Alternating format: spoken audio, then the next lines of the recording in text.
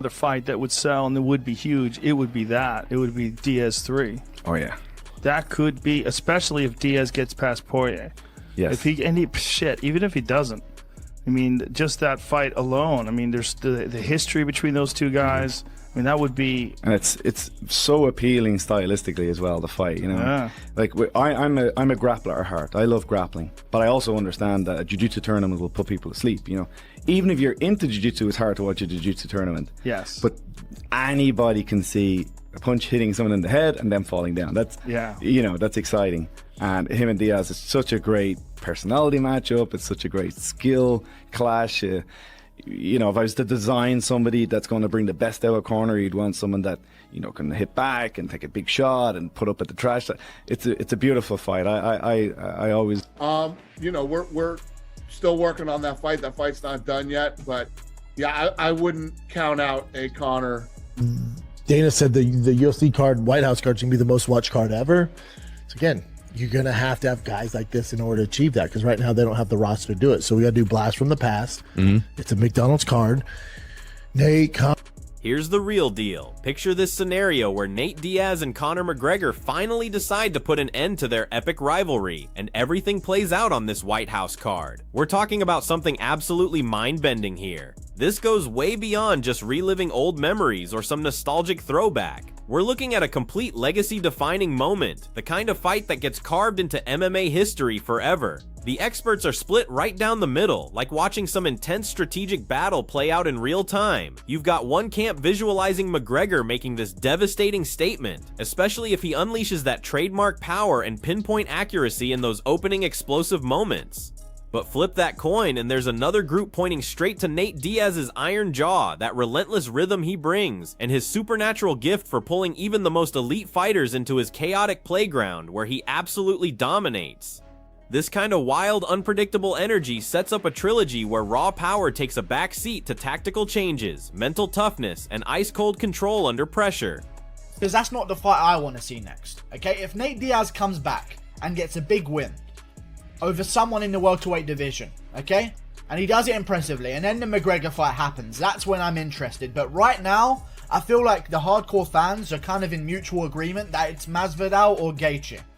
To us, it's kind of Masvidal or Gaethje, and for Chael Sonnen and Ariel Helwani to both say that they think Nate Diaz trilogy should be next is strange to me. Very strange to me, because I would love to see either Gaethje or Masvidal. I feel like everyone's in agreement here. We've seen that Donald Cerrone has been beaten by Conor McGregor in his return at UFC 2. Let's get something straight about Nate Diaz right now. This guy isn't here for meaningless distractions or grabbing quick cash. His entire focus centers on settling scores, taking on legitimate battles, facing real tests that push him to his absolute limits.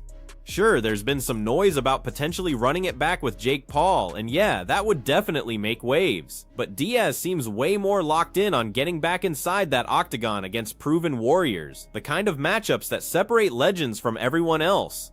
He's basically saying, without spelling it out completely, that with the right numbers on the table, he's ready to march straight back into battle, into the absolute furnace of elite-level mixed martial arts. That massive trilogy showdown with Conor McGregor, count him in. A gritty, crowd-pleasing war with Dustin Poirier? He's game. Really any major name willing to step forward and throw down. Everything's on the table as far as he's concerned. When someone first mentioned this crazy idea about competing on a White House card, his answer came back lightning fast. Zero hesitation whatsoever. For Diaz, the equation is crystal clear. Massive platform, real stakes, authentic challenges, and another shot to demonstrate once and for all that he deserves his place among the greatest fighters who ever lived. Saying like, how do you want to run it back with Jake? I mean, I remember you won that fight. A lot of people felt that. I'm sure you felt that. And then you see what happens with Anthony Joshua. Sometimes you stop and think about it, right? There's this feeling that creeps in occasionally, particularly in something as punishing and unforgiving as this sport, where maybe you start wondering if it's time to walk away from it all. Doing this, you know what I mean? Like, talking about who? About Jake Paul. Nah, he's doing it. He fought the heavyweight champion and got it done. Then he's doing a great job, I think. And then besides that, I'm doing a real fight. I would like to fight. I'd like to fight somebody I'm ready to get back in real action. I want to fight either McGregor 3. I want to fight maybe Dustin Poirier if he's happy to take the pussy, and then maybe Mike Perry. We'll see what happens in the future, though. You want the White House card? Yeah, that'd be dope too. McGregor on the White House card? American. Looking at this from former UFC middleweight champion Michael Bisping's experienced viewpoint, the whole Nate Diaz phenomenon represents this incredible explosive breakthrough that was fundamentally created by one earth-shattering moment, absolutely shocking Conor McGregor. That completely unforeseen victory didn't just earn him a win, it made the entire planet freeze, take notice, and immediately acknowledge the genuine superstar quality that Diaz carried within him. Overnight, he became a bona fide mainstream sensation, literally in the blink of an eye. The massive rematch only amplified that spotlight even more intensely, and the life-changing payday that followed completely revolutionized his entire situation. Based on Bisping's expert analysis, that unbelievable wave of success launched Diaz into earning incredible sums of money and established his reputation as a true mainstream legend before he decided to temporarily leave the UFC behind to challenge himself in the boxing world against Jake Paul. That boxing adventure, in Bisping's opinion, didn't quite pan out the way Diaz hoped, honestly representing a difficult and testing period in what has been an absolutely incredible and legendary journey. Obviously, Nate Diaz is 40 years old. He shot to stardom when he shocked the world and choked out Conor McGregor. Hey, I'm not surprised, mother. Then they had the rematch. McGregor looked great, beat him up over 5 rounds, but he wasn't able to finish it. Now, Nate Diaz, because of that, made a tremendous amount of money, and his stardom just shot through the absolute roof, and he made an absolute fortune. And then he left the UFC, and he went off to box Jake Paul, and he lost to Jake Paul, okay? It was an embarrassing night for Nate Diaz. Simple. Building on his fascinating perspective, Bisping emphasized that while a potential battle between Diaz and the phenomenally talented Max Holloway would absolutely electrify fight enthusiasts, the genuine massive blockbuster moment, the one that creates enormous excitement and delivers record-breaking viewership, exists somewhere else entirely.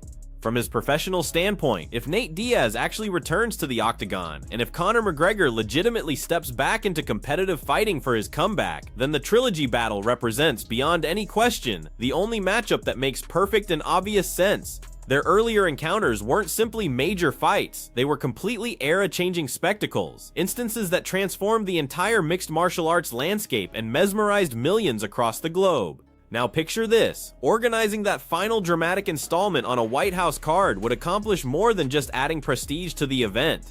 It would transform an already legendary and intensely personal feud into something absolutely memorable, a showcase that goes beyond the sport completely.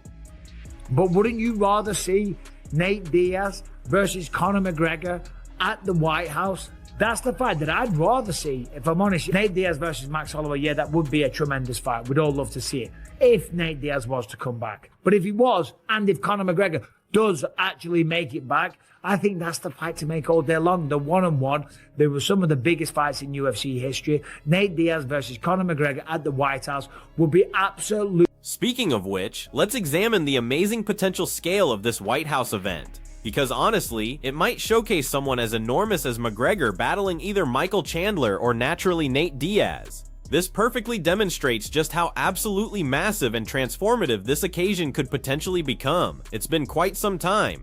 A shocking amount of time, actually, since McGregor last competed in the cage. But you definitely need to respect him tremendously for even contemplating such a pressure-packed return after this extended absence.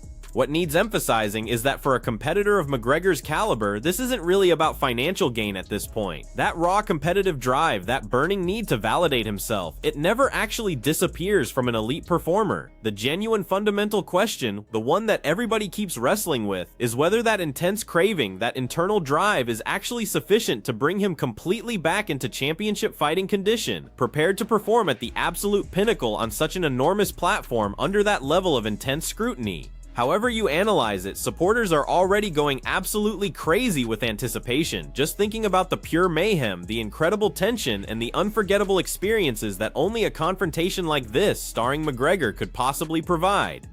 We will have Conor McGregor versus someone, Michael Chandler or Nate Diaz, in the co-main event. So that just kind of sets the tone for how big that card would be. What do you think? Do you think Conor McGregor will actually make it back? Of course, he hasn't fought since 2021. right? It's going to be 5 years since he last fought. I, for one, fair play to the guy. Fair play, man, respect. He doesn't need to do this. He doesn't need to come back. He's got lots of other avenues and ways to make money, but fighting is something that never leaves you, okay? It's a part of who you are. It's in your DNA. It's part of your soul. And he wants to come back and he wants to get his hands raised in victory. Of course, he wants to come back and be a part of that White House card as well. But does he make it? Next, the experienced MMA expert deliberately moved the whole discussion toward the essential factors of timing and circumstances, purposefully approaching everything from the dedicated fan base's viewpoint. He carefully broke down that the next essential fight in this developing story really depends on Nate Diaz actually completing his much-awaited comeback, and crucially, securing a major attention-commanding victory in the welterweight division. Only after those elements are solidly established, he maintained, does the epic trilogy with McGregor actually make strategic and fascinating sense, particularly for an occasion as historic as the White House card. Right now, passionate fans are wonderfully split, throwing around thrilling matchup possibilities like Masvidal or Glover Teixeira. Still, the insiders, the real information specialists of the sport, including the extremely well-sourced Ariel Helwani, are quietly but assuredly supporting a Diaz vs. McGregor clash as the clear next headline-stealing spectacle. If that long-overdue trilogy actually materializes, it could effortlessly dominate the entire event, totally overshadowing every other bout, and control MMA coverage and conversations for countless weeks.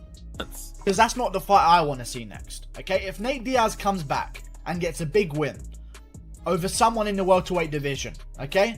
And he does it impressively, and then the McGregor fight happens, that's when I'm interested. But right now, I feel like the hardcore fans are kind of in mutual agreement that it's Masvidal or Gaethje.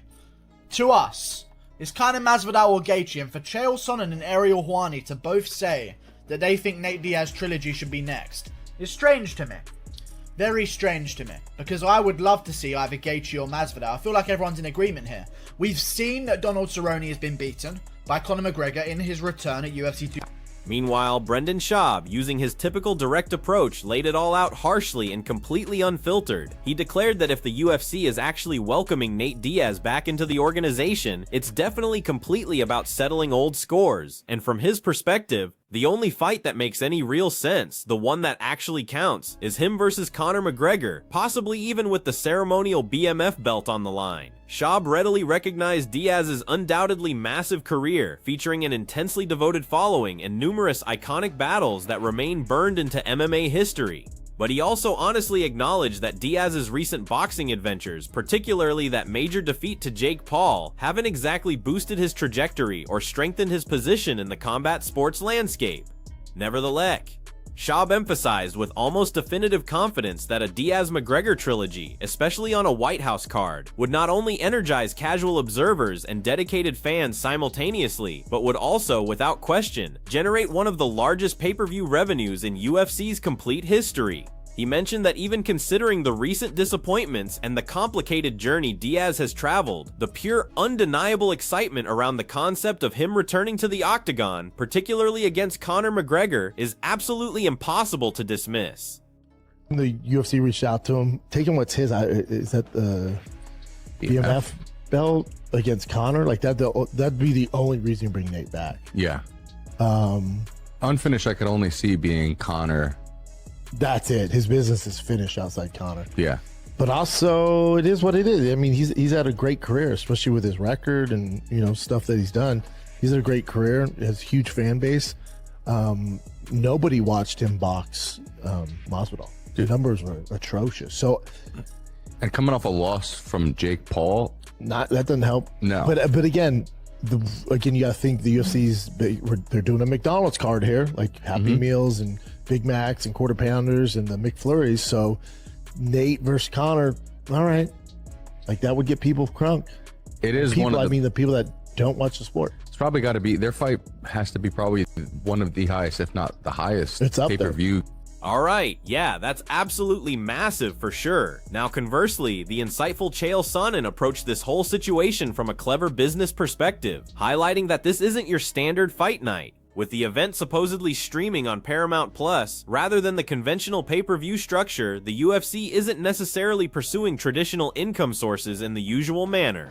So from a tactical viewpoint, investing heavily on these high-profile, costly athletes needs to make sense in a completely different, more complex way. For Sonnen, the actual, undeniable attraction, the real focal point of this whole spectacle, is the setting itself. Just like the UFC, with their incredible talent for creating memorable moments, once transformed the Sphere into a sensation in its own right, this time it's the historic White House that's capturing everyone's imagination. The location isn't simply scenery, it's the actual main attraction, providing viewers a completely unique and irresistible reason to watch, one that extends well beyond the competitors themselves. He emphasized that with a genuinely star-packed lineup, positioned against such an iconic and significant backdrop, even the most casual viewers, the ones who typically wouldn't tune into MMA, are definitely going to be fascinated. The commercial strategy behind this is absolutely brilliant. An event. And this is a very different night. First off, you got a fixed revenue. You're not selling pay-per-views. Now, that could change. I'm operating with the information that we have now. You got fixed. It's on Paramount Plus. They're not going to do pay-per-view. So it's a question of why bring in some of your most expensive guys. Now, secondly, and far more importantly, is the location as the hook. The draw to this, much like when they played Sphere the first time. And so that was the only time that the UFC has ever, including the time that they went to Madison Square Garden, the only time that they have ever used a venue as the star was Sphere. Now we've got the White House.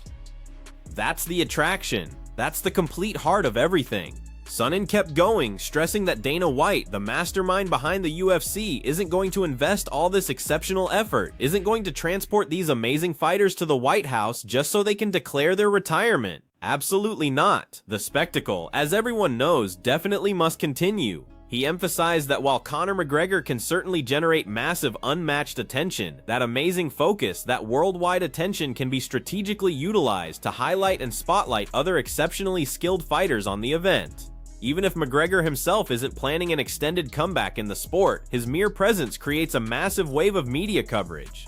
The challenging aspect, Sonnen cleverly noted, is that successfully creating new stars alongside McGregor can be extremely challenging, specifically because he totally commands the spotlight. His captivating presence, his incredible force of character, can nearly eclipse everyone else competing. But, and here's the perfect contradiction, that exact same overwhelming star appeal is precisely what makes this possible. White House events so completely irresistible, so undeniably mesmerizing to audiences worldwide.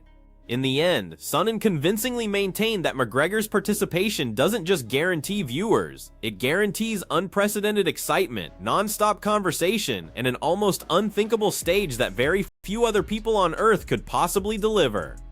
Dana's not going to bring people to the White House for them to retire. He's just not.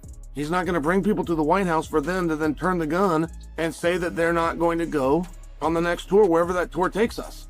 The show must go on. So from my perspective, it makes it very unlikely that you're going to see Conor, you're going to see Jon Jones. Now, Jon is not this huge draw, Conor is. So there is times where you've got to blend these two worlds together, right? There is times where you're going to use Conor to bring in all of these eyeballs, and even if he specifically isn't going to take you down the road, that attention can then spawn off to other guys. There is a truth to that. But it was also true that it's very hard to build stars at the time that you have Conor McGregor, because he sucks all the air out of the room.